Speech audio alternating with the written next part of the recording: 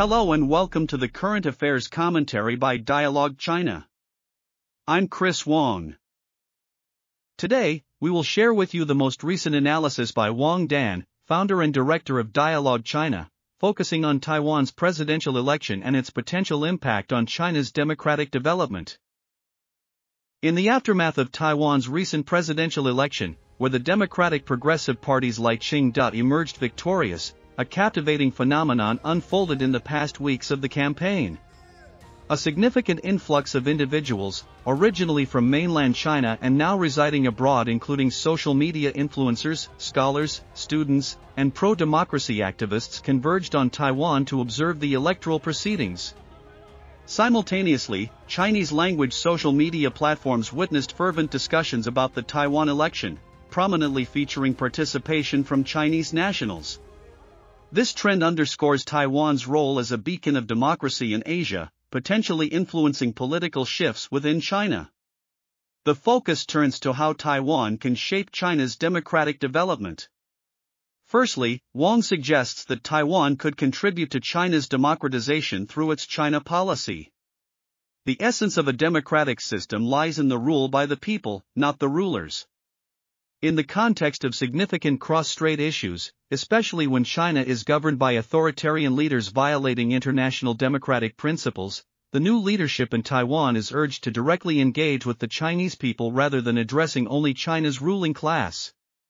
Wang stresses that Taiwan's stance should align with the will of the Chinese people, not the Chinese Communist Party's agenda. The call is for Taiwan's leaders, civil society, and democratic communities to actively and proactively communicate with corresponding Chinese communities and groups, utilizing channels like social media for direct dialogue with the Chinese people. The paragraph concludes with a sincere appeal for Taiwan to take these actions in supporting China's democratization. Wang proposes that Taiwanese society conveys three clear messages to the Chinese people. First, Taiwan seeks peace but emphasizes that true peace must be built upon democracy. The future bilateral relations depend on China's ability to democratize, aligning not only with the wishes of the Taiwanese people but also the global sentiment. Second, drawing from Taiwan's own experience in the path to democratization, Taiwan eagerly anticipates sharing these valuable insights with the Chinese people. Taiwan firmly supports all efforts made by the Chinese people in their pursuit of democratization. Third, in the hope for future Chinese democratization, Taiwan should emphasize the importance of China respecting the rights of 23 million Taiwan residents. The call is for mutual respect without preconditions, indicating Taiwan's willingness to engage in open and sincere discussions with China on various potential forms of cooperation. There is potential skepticism about Taiwan's capacity to provide tangible support and lead China's political transformation due to China's immense size. While acknowledging that overall changes in China are primarily reliant on its own efforts, Wang argues that Taiwan currently possesses a certain level of capability to offer support within its means to China's democratization. The support can take various forms. Wang gives a concrete example: Taiwan Semi-Official Democracy Foundation presenting human rights awards for 18 years. The suggestion is that awarding this accolade to Chinese human rights activists would be beneficial for China's human rights and democracy cause, as well as positively impacting Taiwan's international reputation. Wang notes that in the past 18 years, no such award has been conferred to Chinese democratic forces, presenting a situation lacking a reasonable explanation to external observers.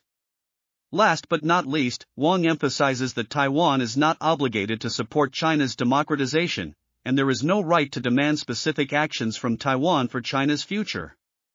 This is a choice that must be made by the people of Taiwan themselves.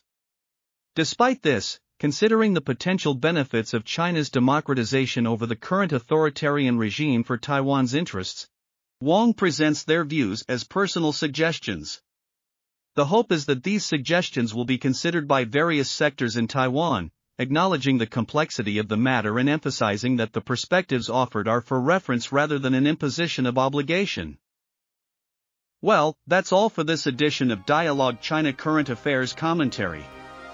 If you have any thoughts, questions, or stories to share, please don't hesitate to reach out to us. On behalf of the Dialogue China team, thanks for watching. See you next week.